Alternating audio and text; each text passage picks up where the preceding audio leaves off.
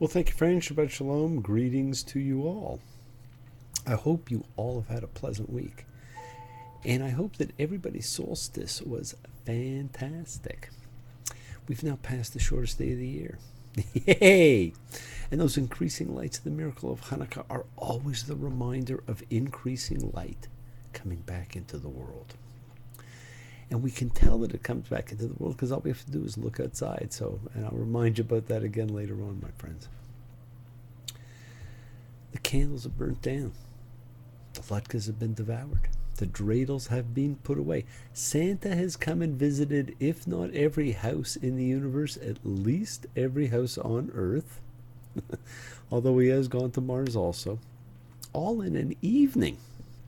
And friends, the light that burned on Christmas reminds us to be true to our own North Star. The star that leads you home to where you are loved and nurtured and protected and safe. And reminds you all, follow your dreams. I was still on the road. I'm back now. I got in late yesterday. I have been to Whoville. And as Steve Goodman saying, I was 6 hours ahead of the sun. One more night in a transatlantic city, and the clocks all run on someone else's time. But the streets run so close to the houses, but none of them run into mine. And friends, tonight we will read about a family on the move and a story about destiny. Some folks travel for pleasure and other folks just born to roam. Some folks can't stand the pressure, and some of them never come home. And I only go where I have to go. And I only come home when I'm done. And if everything's right, then I'll be home Friday night, 6 hours ahead of the sun. Now, greetings go out to Scott and Yona. It was great meeting you, and I bet it was an amazing bat mitzvah. What a location, what an eternal memory in an eternal city. And, of course, birthday wishes go to Yeshua ben Miriam, the Nazarite, 2014, and still going strong. And who can forget those great words? Tell me what you think about your friends at the top. Who'd you think besides yourselves the cream of the crop? And friends, in the season of dreams, I had two more season of miracles dreams, one that marked a major transit in my life. And while the content of that one escapes me right now, the message was clear. We have to learn not to do everything by ourselves. Trust others to do what they do, while you do what you do. You cannot do everything by yourself, and you cannot be everything. And the second dream involved luggage, a trip, lions, and camels. And I was fortunate enough to have breakfast with Joseph the other day, who was able to unlock and decipher both dreams and told me the first was about my not putting enough faith in God. Something we all have to monitor at times, and something again that points to our North Stars. And the second was about my emotional quotient, and both were Archimedes' aha eureka moments. And let's all take a minute at the end to say goodbye to that mad dog and Englishman, Joe Cocker. He will be missed, and yes, we all need a little help from our friends. Speaking of which, I was talking with a great friend of mine who had received an invoice from one of her advisors, which was way, way beyond what had been quoted. And of course, the immortal words of Billy Preston came to mind. Why can't we be humble, like the good Lord say? How man be so greedy? Why can't people stick to what they say? Or if there's a problem, pick up the phone and say so. Why do people lie? And as the world gets ready to mark the new year, Bruce and Ellen are safely floating through some delta, I am sure, absorbing more of the fantastic cultures and energies the Great Spirit shares and aligns. And you will see that a Jubu's no different. We come from the same energy. Both are based on intention. Friends, we've reached the end of the Joseph Chronicles, and this is the great reveal. First by Joseph to his brothers, and then by the brothers to Jacob, like in Genesis 45:3. And Joseph said to his brothers, Ani Yosef, I am Joseph. Is my father still alive? And his brothers were not able to answer him because they were terrified in front of him. Wow. Imagine how dumbfounded they must have been. Imagine the feelings when something you have lived your life believing turns out not to be true. Great reveals. These are the emotional responses that touch societal nerves. And it reminds me, now I saw another fantastic seasonal film the other night. One of those great Hallmark movies. I believe it was called Christmas Secret, something like that. And it was a series of incredible reveals affecting all of the characters of the film, spanning generations and drawing them all into a closer sphere. The emotional catharsis was overwhelming. And you can picture the events of the catharsis as the brothers say to Jacob, Yosef, Hiki. Joseph is still alive. 3 words, 4 syllables to shatter a 22-year illusion. Jacob has heart palpitations. How can he not have heart palpitations? This is the emotion of the great reveal in this parsha. Vayegash, and he approached. Joseph had Benjamin arrested for stealing his cup. My friends, it was almost a replay of the Jacob curse during the Laban and the stolen teraphim incident, as the brothers condemn whoever stole the grail of Joseph. The man in whose hand the goblet was found, he shall become my slave, and you go up. And we keep getting these little insights into the nature and character of Joseph. He tells them he is a diviner. They should know he knows, and they accept the fact. Obviously, during this time, people accepted that there were people who were diviners. And he simply stated to the brothers, you know I'm a diviner. So therefore they know that he knows, so don't lie. Friends, as Judah approaches Joseph, what we don't realize is this was the last of the tests. Would the brothers allow the 2 sons of Rachel to be slaves? Joseph was. Would Benjamin now join him in that fate? This is the Parsha of destiny. And while so many of us would not be able to exercise the great gift of forgiveness, and I will remind you, friends, it is one of the greatest gifts that we can bestow. And it's central to so many spiritual systems. Joseph demonstrates just such power. He wants only to protect his brothers and his family, and we will see that even more next week.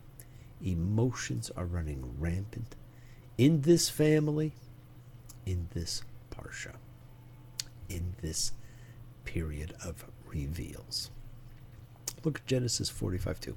And he wept out loud, and Egypt heard, and Pharaoh's house heard. Cry, baby, cry, make your mother sigh. She's old enough to know better. What a lament.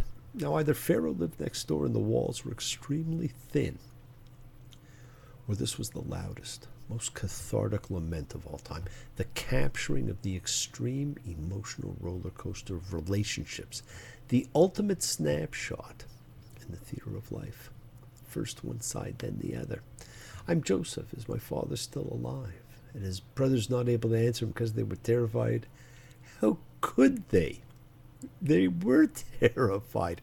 And now all of Egypt heard. Can you imagine the sound that must have come out of Joseph? And we're presented with events and incidents which keep pointing to wisdom, knowledge, and connection to the Spirit of God. Rashi had suggested that Joseph was an old soul. And we can see why when he tells the brothers, hey, don't be sad. Let there be no anger in your eyes because you sold me here, because God sent me before you to preserve life. He's telling them that, they shouldn't take any guilt over the whole thing, that it was all part of destiny. Look at the insight at how the nature of the universe and the will of God unfolds. Now, too often, we try to control the movement of things taking place on a grander scheme. This is our example that Joseph understood his destiny. There's a greater power, and sometimes we have to learn to let go and view it from a higher perspective. So when, Rashi talks about Joseph being an old soul, he gets his destiny at an early age. Friends, we are told that it's year 2 of the famine, 5 more to go. So we can figure out how old Joseph is. We can figure out how, many years everything's been going on. And what he wants to do is preserve his family. And then to me, one of the most interesting statements in the Torah is made in Genesis 45:8. And it's always been connected to this wisdom he exhibited, because it was all part and parcel of the same exchange. It wasn't you who sent me here, but God. And he made me into a father to Pharaoh, and a lord to all his house, and a ruler in all the land of Egypt. And that's become like a throwaway line.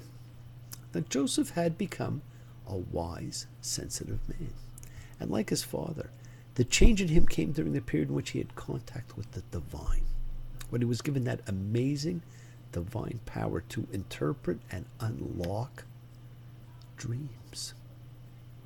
We read about changes that overcome people when they encounter divinity. And we will see that more clearly after Moses' encounter with the burning bush.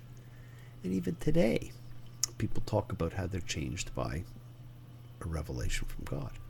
And while most of our sages and commentators have focused on the realization of divinity, of destiny and wisdom that Joseph exhibits, I want to focus on that other statement, the throwaway statement.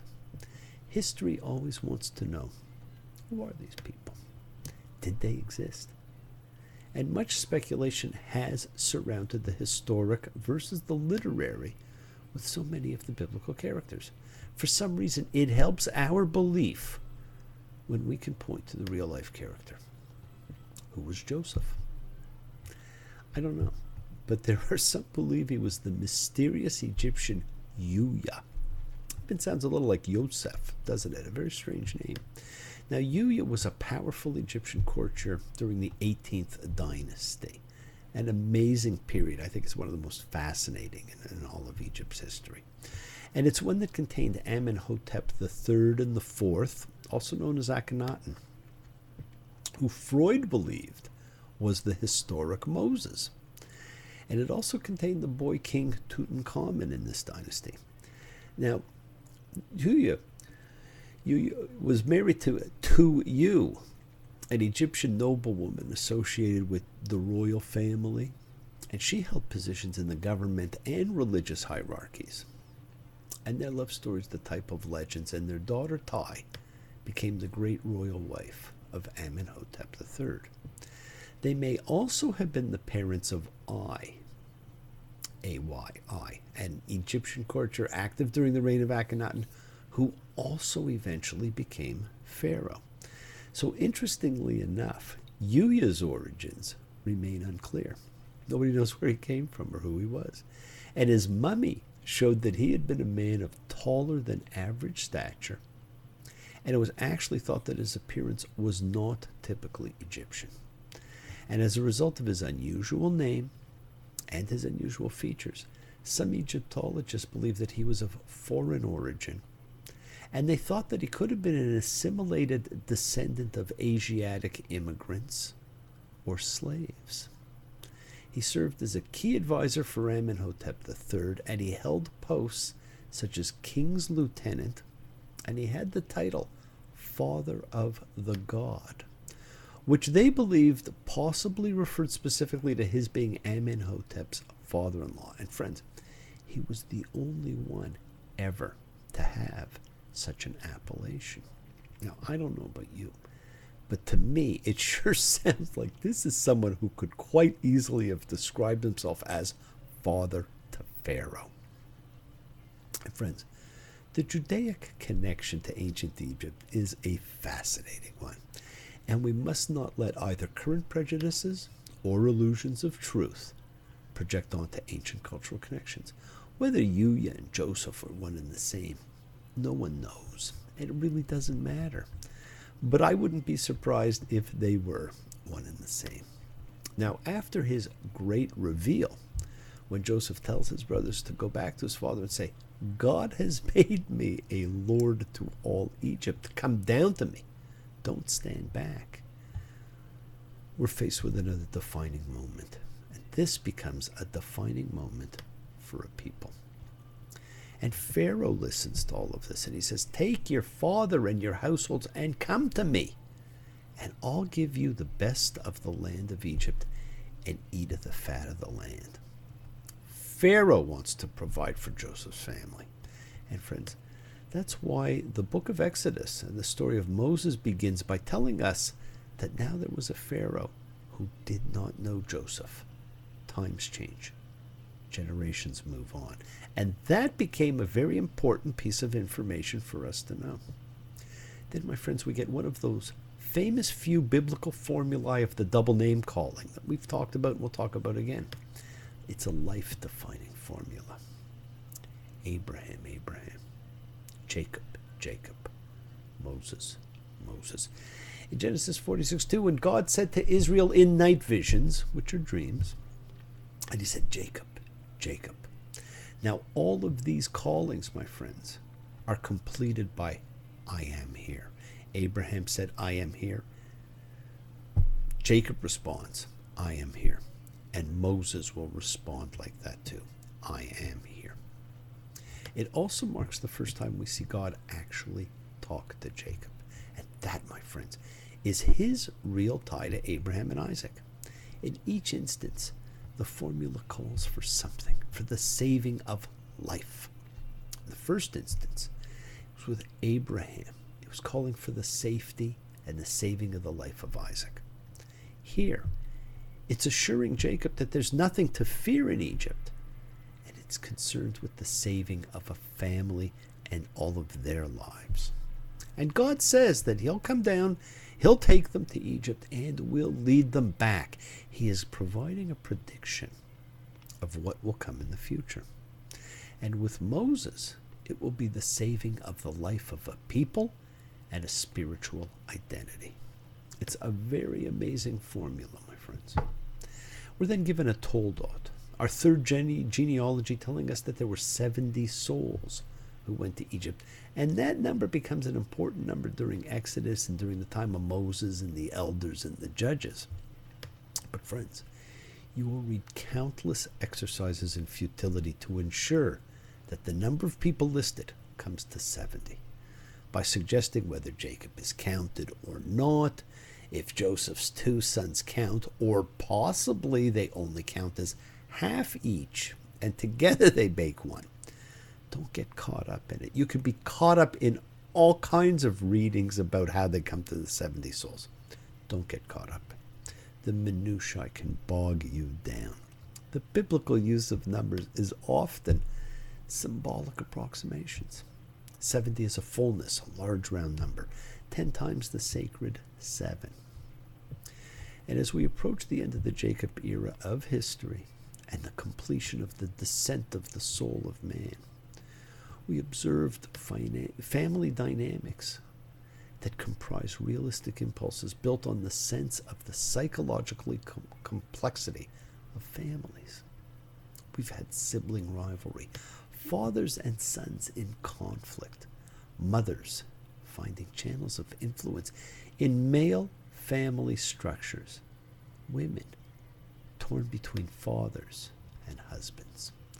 Friends, the defining moments of life string together to create the sum of a life. How we get things, how we look at things,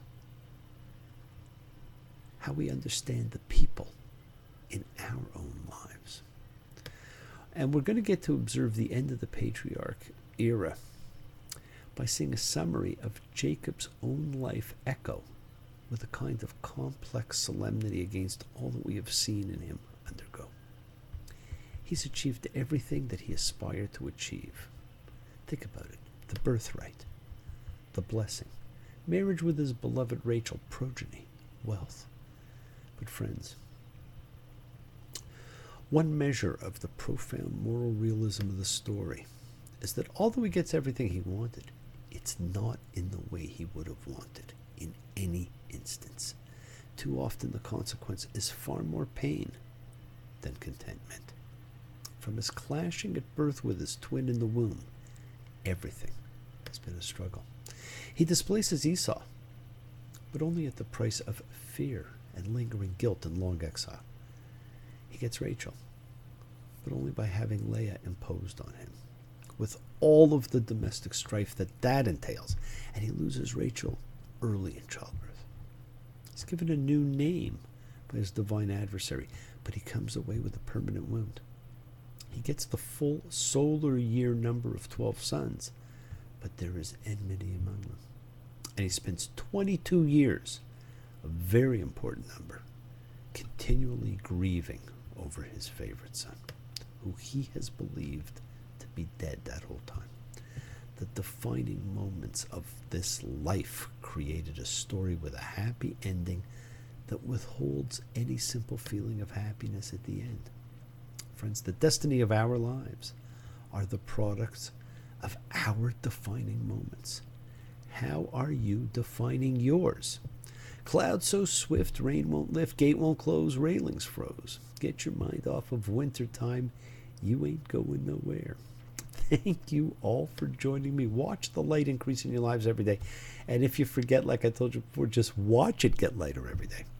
Love you all. See the miracles in your life. Be well, be happy, be blessed. Light the lights, shine on brightly, and remember, I get by with a little help from my friends. As do we all. See you all next time.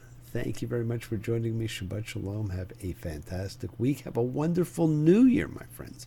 I'll see you next week, and we'll talk about the new year. Take care. Bye.